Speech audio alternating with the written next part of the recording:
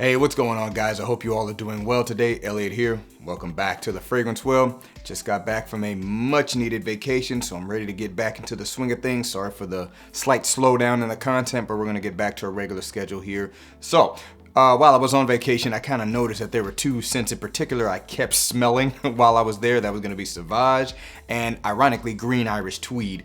To be fair, there were a lot more older people there, so I get the Green Irish Tweed reference. That's a classic scent, and honestly, I didn't have a problem with it, but man, I smelled Sauvage a lot. So that inspired today's video. It's gonna be standout fragrances. These are gonna be fragrances that make you stand out from the majority of people who would be wearing fragrances. Now, in my opinion, if you're a collector and your collection is basically not full of just like the top 50 most popular fragrances in your area, you're probably gonna stand out anyway. I would even say maybe top 5. After that, it's gonna be a little bit more sporadic in terms of what you might smell in terms of running into other people. And for the most part, you typically don't run into other people smelling fragrances unless you're at an occasion where it's more popular to wear a fragrance. But yeah, these are gonna be 10 fragrances here that I think stand out in my collection actually. They're gonna be ones that are very unique within my collection because if you're a collector, most of your fragrances are gonna make you stand out. Let's just be real. So before we get started, as always, please remember to like the video, subscribe to the channel if you do like the content, and please hit that bell icon, enable notifications so you can be notified when I upload new videos. Let's get into it.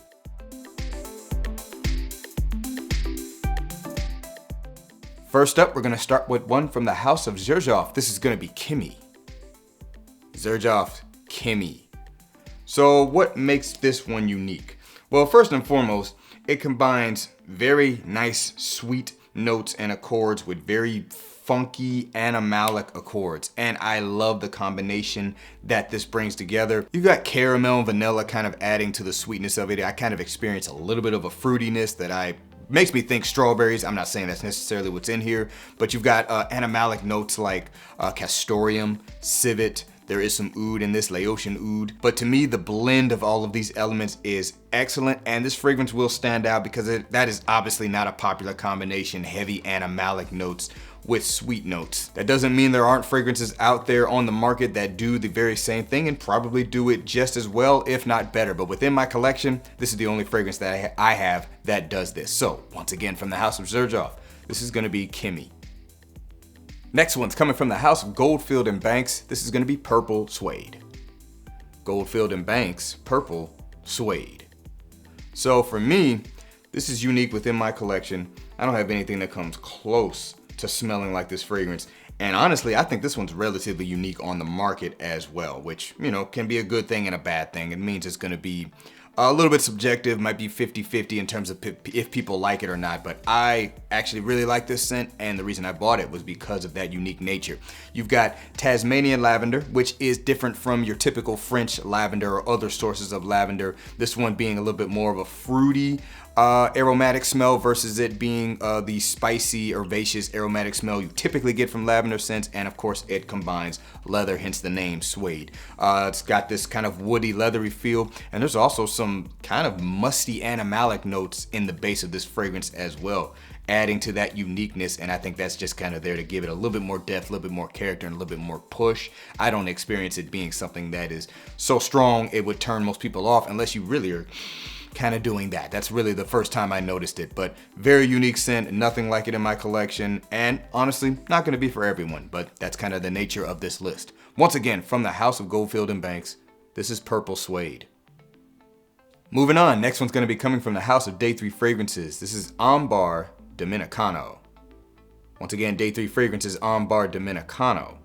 So this fragrance here, what makes this one unique? Well, overall, the scent is not that unique because it has kind of a cola vibe. It's got boozy notes, it's got spice, it's got sweetness, it's got ambery touches to it. But what makes this one unique for me in my collection, and I think overall, is a note and accord of mamajuana. Mamajuana is a drink native to the land of the Dominican Republic, and I actually got a chance to have some of it over my vacation Fortunately, my bottle got damaged, so I had to kind of drink it all. Well, me and my wife drank it all before we got back. Really enjoyed it. I actually want to see if I can get some more. And of course, I can't. As soon as I got home, I got my nose on this again to kind of compare what I experienced from that. It's basically spices in a bottle, spices and herbs in a bottle that you steep with red wine and rum, you know, of your choosing even, so you can actually make it however you want.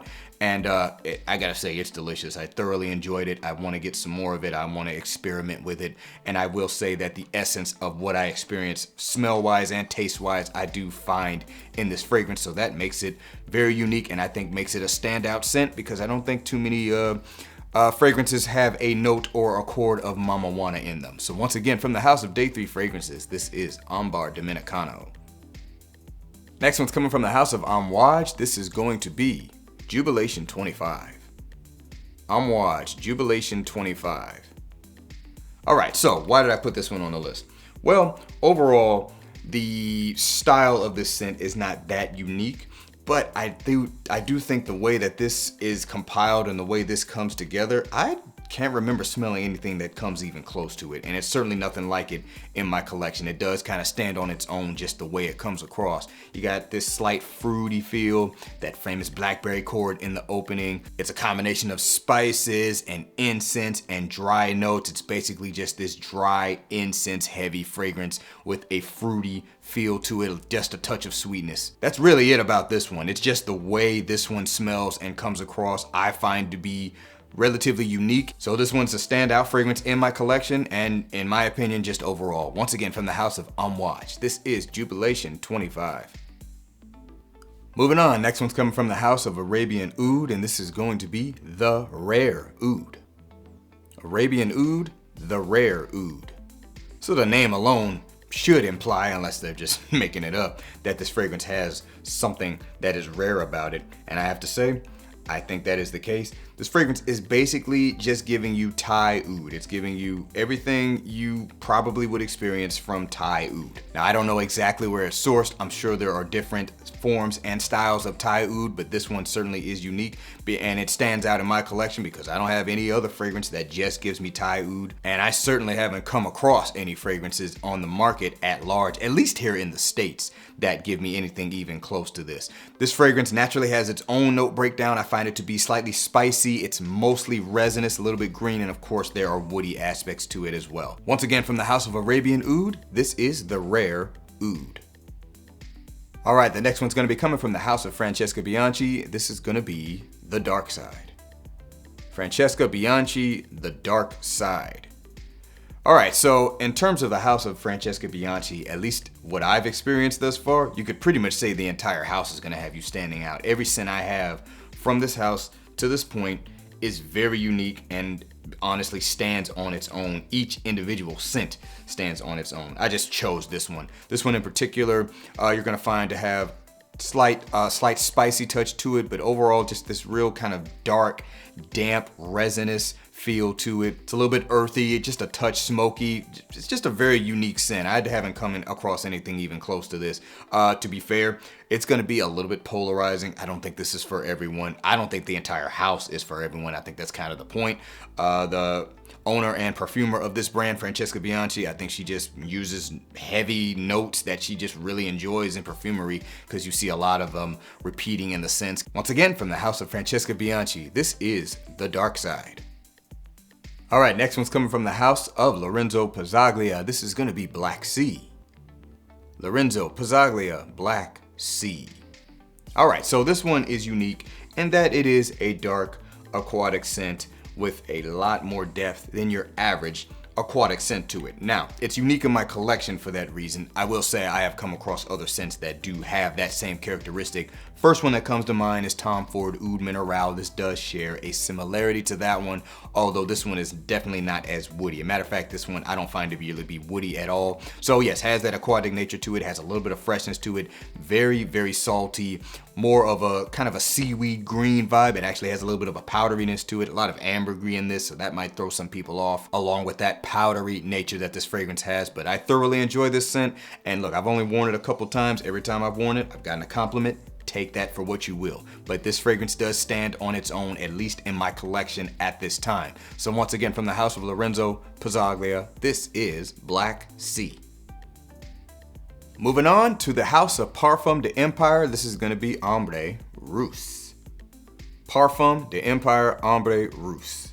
So this one here stands on its own because it is an amber scent in the classical style of amber scents, and I don't have any other fragrances at this time that represent that. I did get my nose on Ambre Russe, which is considered to be, the first amber fragrance, and I could see immediately that this one took inspiration from that, but did go its own way, where that one is more kind of powdery overall. This one here just kind of has more of an emphasis on spice and slightly green notes and a little bit of a tea vibe as well. So it stands on its own in my collection because it is that classic amber style versus the more popularized new school amber style that we have in most amber fragrances. Also a little bit of a leather touch to this one as well. So once again, from the house of Parfum d'Empire, this is gonna be Ambre Russe.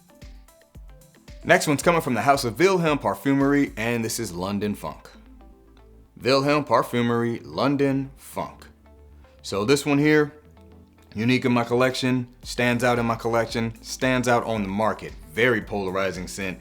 I don't even know if I could call this one a love it or hate it. I would think you just have to like woody, dry, woody green fragrances to even start to, potentially like this one. And that's also the reason it's unique. This is dry, green, and woody almost as a concept rather than a representation. The fragrance literally just smells like you're in the woods and you're smelling trees and leaves and nothing else. You can certainly find green, woody fragrances on the market, but I don't think they're gonna take it as literally, at least the majority of them are gonna take it as literally as this fragrance. So you'll stand out with it. Honestly, I think it smells very nice. My dad smelled it. He said, hey, that reminds him of, fragrances of his time. So, this is obviously not a new concept in fragrances. It's just a little bit more rough around the edges, uber masculine. So, could have a little bit of an old school vibe to it, but it's gonna make you stand out, that's for sure. Once again, from the house of Wilhelm Parfumerie, this is London Funk. All right, and last but not least, coming from the house of Tom Ford, this is gonna be Noir Extreme. Tom Ford, Noir Extreme. So, I'm sure you guys are familiar with this fragrance. Very popular flanker for this fragrance. Fragrance has been out on the market for a while. Overall, the scent is actually not that unique, not much of a standout because it combines spices, rose, and ambery notes. You can find that pretty easily on the market, but what you cannot find easily on the market is the coffee accord that is in this fragrance. It truly sets it apart, and it is truly what makes this scent fragrance, makes this fragrance special, in my opinion. It's what makes it stand out in my collection, and I think still to this day stand out on the market. If you're not familiar with coffee, it's a delicious Indian dessert. It's basically a pistachio ice cream using cardamom, and it is represented in this fragrance because I have enjoyed that dessert quite a bit. We've got an Indian restaurant here locally that makes some great coffee, and naturally I compare it to what I smell in this fragrance, but that's what makes this stand out. And overall, it's just an awesome makeup of a scent anyway, but that's the reason it stands out. Once again, from the house of Tom Ford, this is Noir Extreme. Okay guys, that's gonna do it for this video. Hey, let me know down in the comments below, what are some fragrances you have in your collection that you think stand out from what else you have in your collection, and maybe even potentially stand out on the marketplace. Looking forward to seeing what you guys have to say. Thanks again for watching all the way to the end. I really do appreciate you guys. Please remember to be well and smell well, and I will see you in the next episode of The Fragrance Well. Have a good one.